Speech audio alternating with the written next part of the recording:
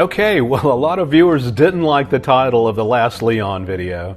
Leon has been living with me for 3 years now, and we interact every day. He's a part of this family, so it is sad, and it is bad news to me that he lost his main claw and arm.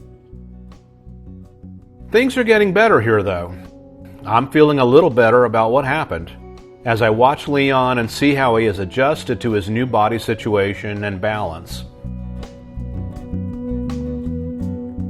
Leon's new one-claw situation hasn't really hampered his ability to bulldoze sand and make his cozy nest. It may actually be easier for him now.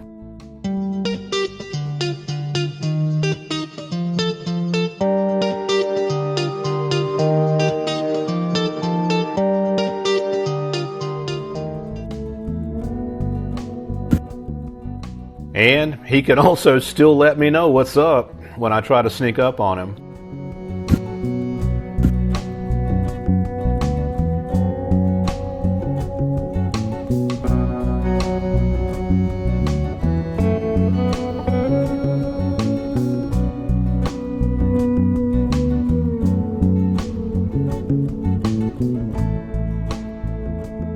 While I was at the Woods house recently, I stopped back by the seafood section that I bought Leon from 3 years ago.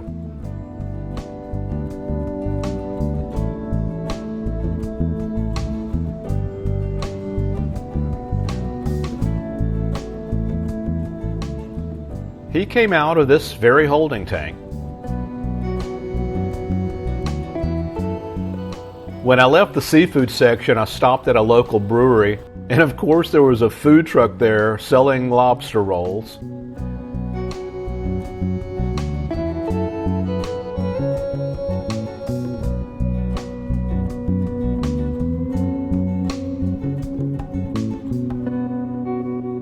I got the tuna bowl.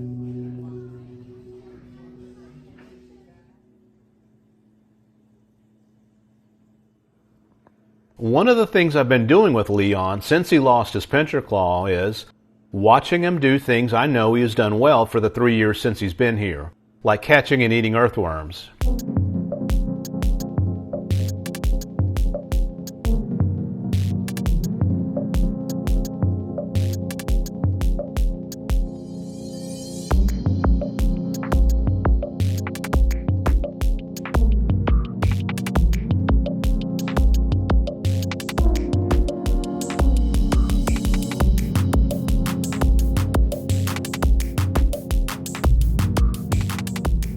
And I watch how he eats other foods he loves, like shrimp.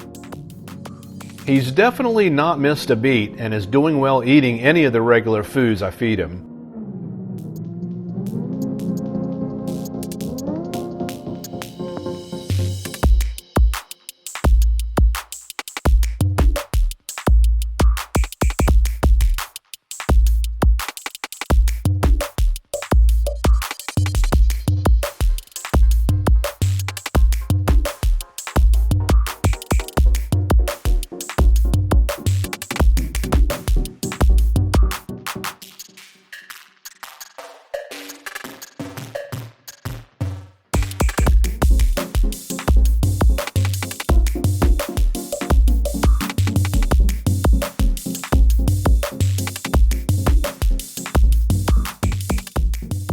Notice the line forming in the center of the joint where his claw broke off.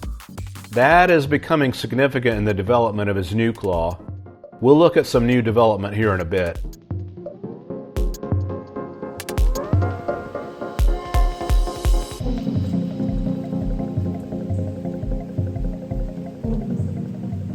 Many thanks to the viewers that checked in on us after Hurricane Helene. We were in the direct path, but fortunately as the storm came up through Georgia, it veered to the right. We only got heavy rain and winds here. People up the mountains from us in North Carolina, unfortunately, got much, much worse. The baby koi I scooped up from the pond filter chamber are doing well. The 2 tree frog tadpoles, too.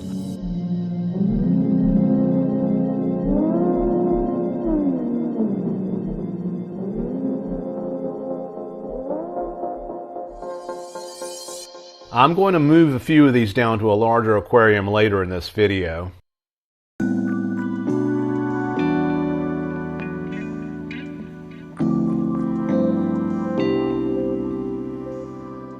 It's been a whole year now since Jet's surgery and removal of its damaged leg, and the close call on his sister Sydney's spaying.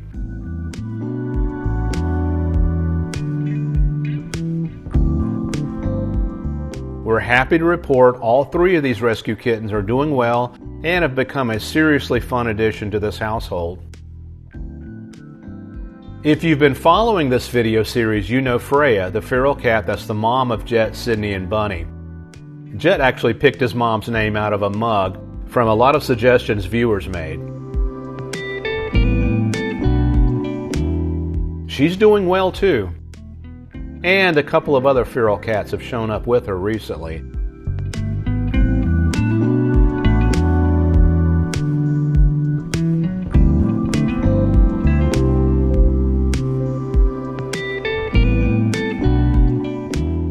And the locals always show up. In fact, I have a few fun new videos coming up. It gets crazy.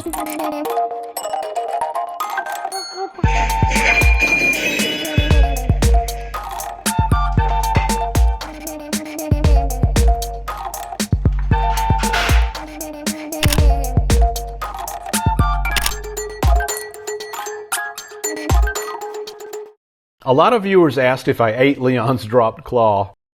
No, I took the biology nerd route instead.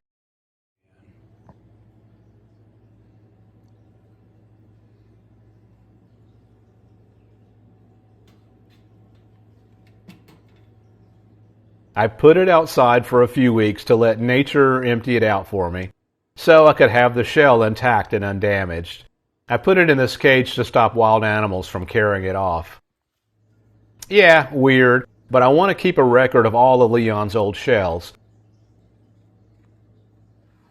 Just for reference for you other biology nerds, it took 45 days outside in the summer sun for this shell to become empty and neutral. Just the light, bare, okay, and odorless empty shell.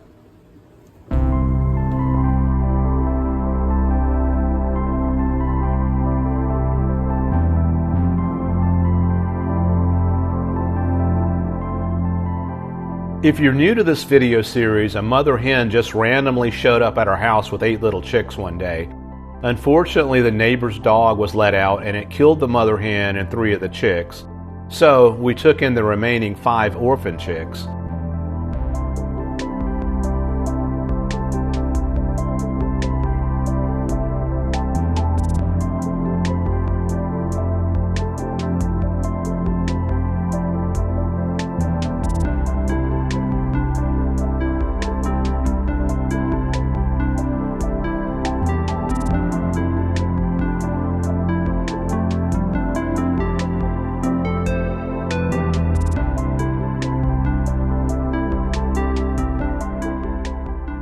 Of course, we named them too early and gave some of them hen names.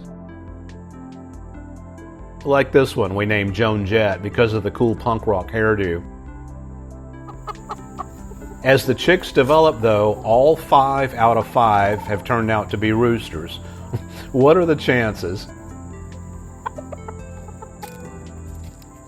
And as their little maleness has developed, they've started fighting with each other. And one in particular became aggressive with us, attacking us anytime we let them out to graze the yard. Sneak attacks from behind. So we knew we had to thin out the flock of some roosters. And needed to get a few hens in the mix.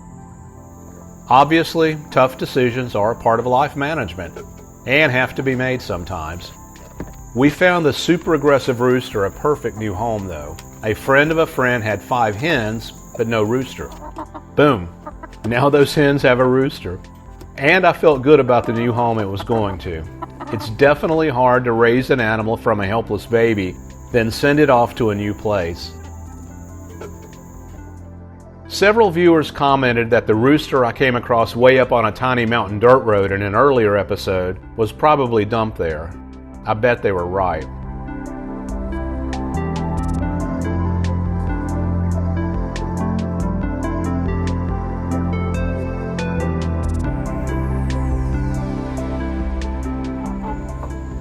So we're now down to 4 rooster siblings. And we'll see how this works out.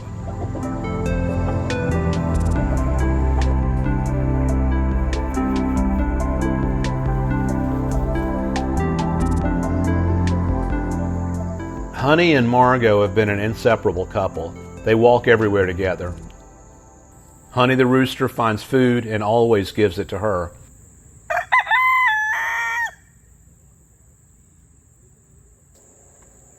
This rooster, Caleb, needs a purpose. He wants his own little tribe. So I drove down on a rainy day to a huge flea market in the area to find some hens for these roosters.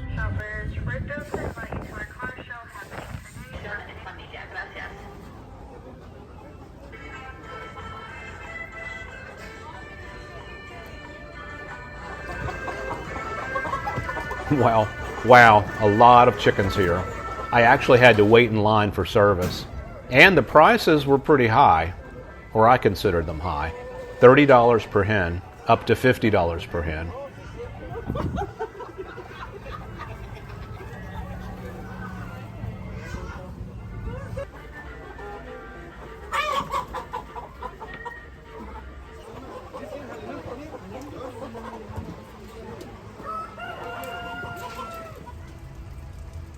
I eventually got 3 hens and headed home. I put them on some good music for the drive.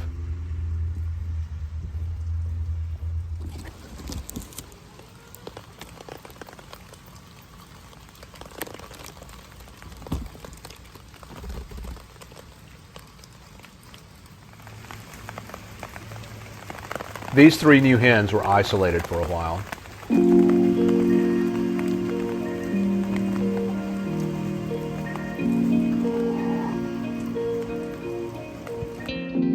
The other day, out of the corner of my eye, I kept seeing something zipping under the lawnmower. So I was nervous it might be El Chupacabra. So I put a camera out there. Mystery solved. One less thing to worry about.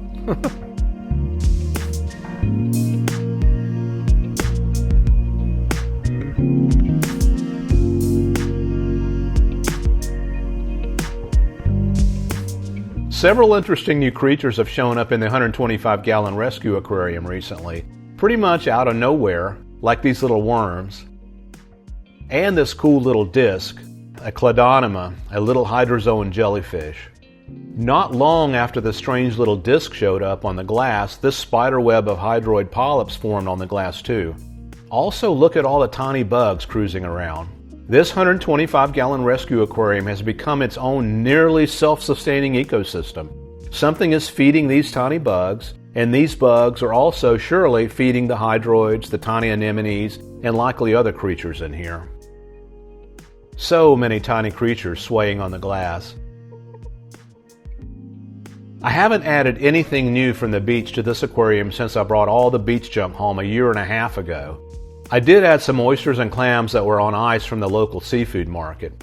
Everything living in here has appeared from that beach junk, or possibly from the chilled clams and oysters.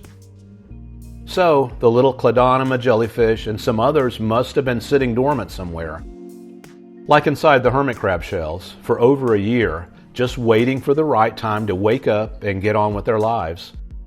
Interesting for sure.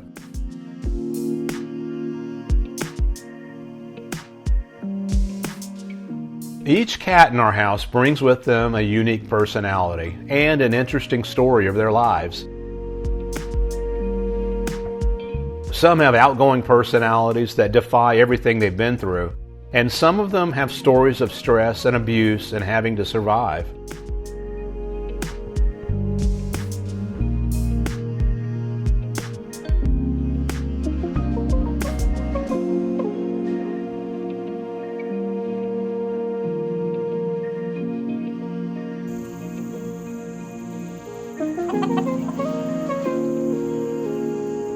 Abby loves chicken.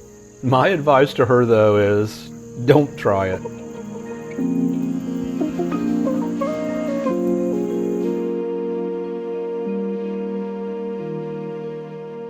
This little hammock is a popular spot for the cats. It's high up and apparently pretty cozy.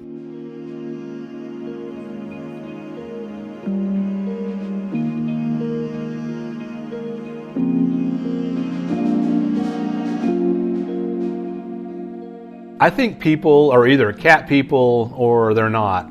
What do you think? Are you a cat person? It was cool running into these two locals the other day when we were visiting a couple of wineries. Laid-back winery kitties.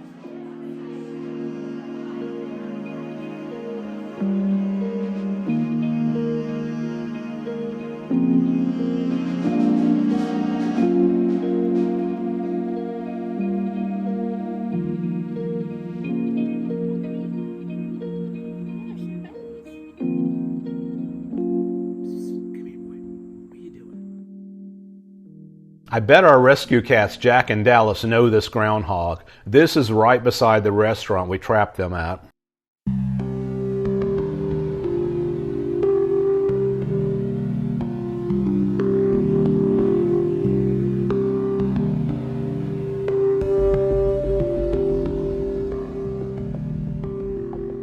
We have a saying here in the South, don't start nothing and there won't be nothing.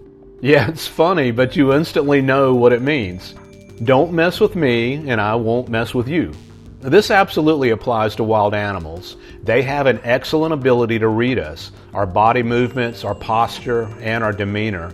If we're fast and jerky, they know there's trouble. If I sit here and let this black rat snake check me out on its own terms, everything is calm and business as usual. It smells me. Apparently I don't smell threatening. And the snake moves on about its day. And I do too.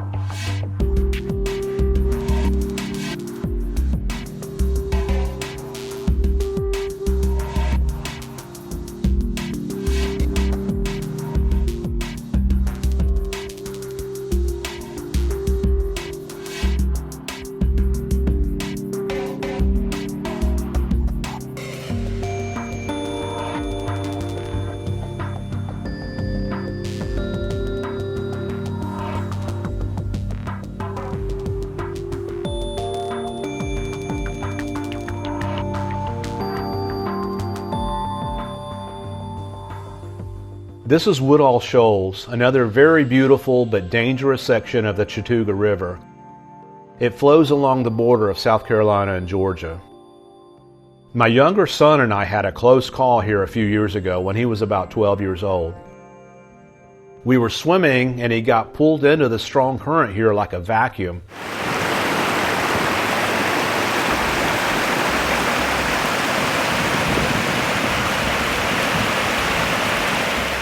And like some scene out of an action movie, he hollered, "Dad!" And I lunged over, he threw his arm out, and I caught it and pulled him out of the funnel right before he went down the rapids. I have no idea what might have happened to him if he went all the way down these powerful rapids, but it probably wouldn't have been good. I don't even like to think about it. This water is just amazing, full of life, and yes, dangerous, powerful.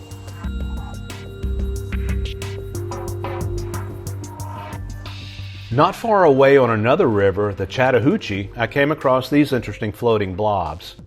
Freshwater bryozoans.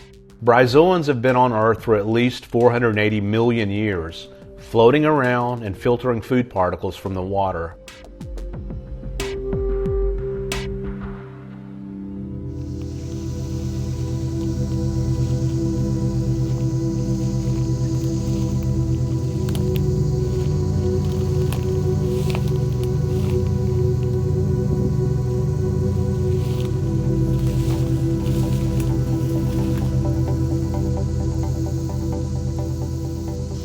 As I was free hiking up the mountain, I came across this huge metal monster, just sitting abandoned in the middle of nowhere. How does something like this just get left for years and years? This is a cat D7G. They were first produced in 1974. I searched up some used ones and was seeing prices in the $70,000 range. So it's weird that this big thing would just sit here wasting away in the middle of the woods. Who knows what the story is? Somebody should fix this big metal monster and fire it back up.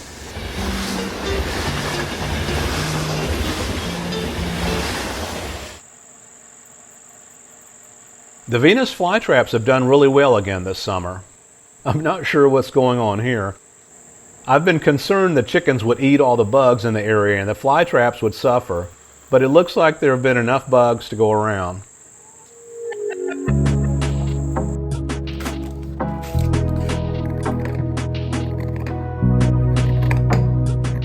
I've been feeding the little koi babies chopped up frozen foods, and they're growing.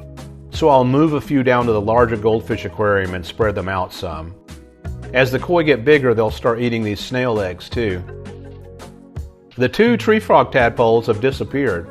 They must have developed their legs and climbed out.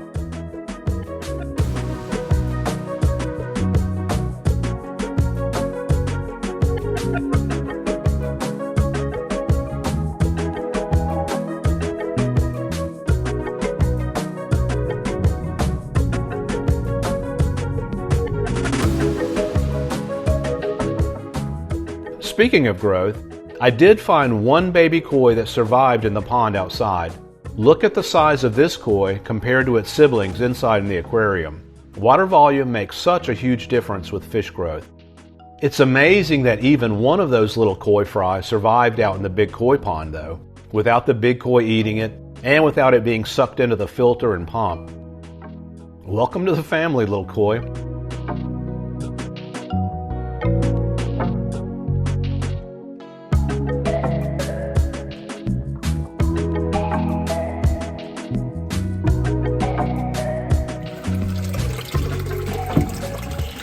There's a lot of regular maintenance that goes into Leon's aquarium.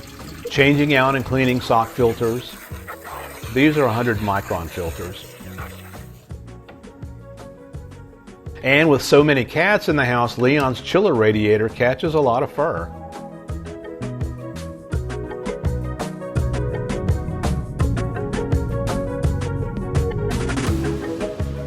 When I opened the big door to Leon's room to the outside weather here during the summer, the aquarium glass instantly gets covered with condensation since his water is so cold. Part of the regular maintenance is taking the chiller outside and blowing the coils out and cleaning out the pipes so the water flow always stays high.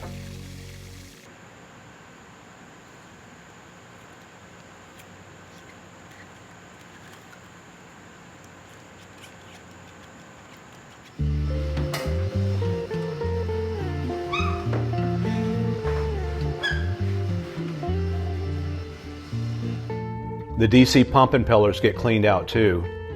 One pump feeds the chiller, and the main pump circulates the aquarium. This gummy organic stuff robs the pump of power. Here's the main pump impeller. All of the impeller vents get cleaned out, and the pipes too.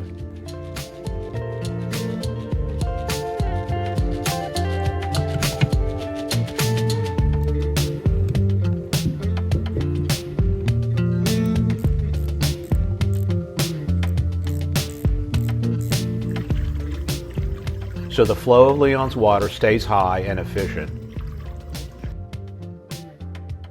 Since this is an artificial environment, all of the water parameters have to be considered and kept up too. This has been an issue with the aquarium hobby since the beginning of time.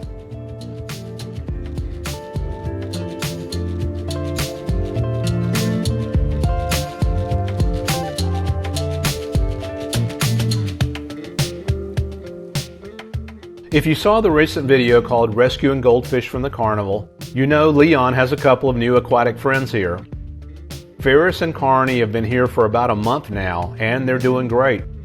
They're fun to watch.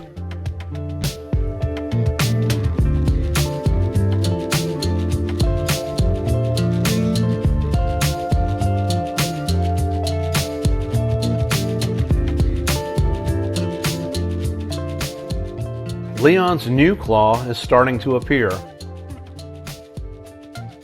This video is from just the other day. He's growing 2 nubs at the joint. It's going to be seriously interesting for us all to watch this new claw develop. I'll keep you updated.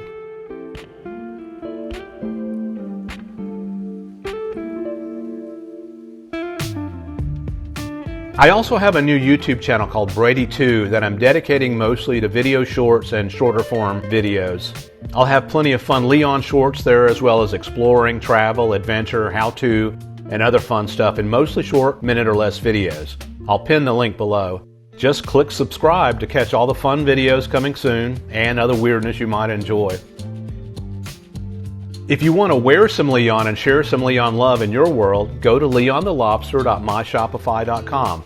leonthelobster.myshopify.com is the only place you can get authentic Leon merch, which helps keep him fed and provides the aquarium supplies he needs, as well as supplies for Jet and the other rescue cats, and supplies for the 125-gallon aquarium.